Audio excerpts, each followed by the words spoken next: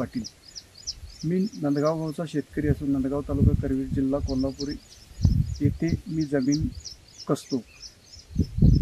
मी दरवर्षी घरगुती गणपती गणेशोत्सवात विविध समस्यावर आवाज उठवण्याचं काम करतो।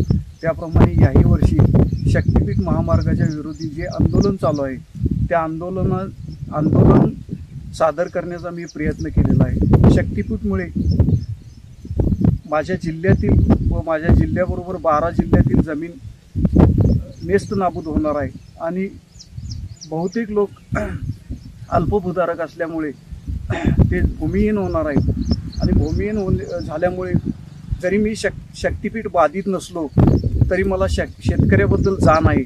मी स्वतः शेती कसत असल्यामुळं मला माहीत आहे शेती काय चीज असते, शेतीची किंमत काय आहे। म्हणून गणरायाचरणी ही प्रार्थना करतो की देवबाप्पा या सरकारला सद्बुद्धी दे, शक्तिपीठ महामार्ग रद्द करायची ताकद दे, त्यांना सद्बुद्धी दे, एवढीच मी गणरायाचरणी प्रार्थना करतो।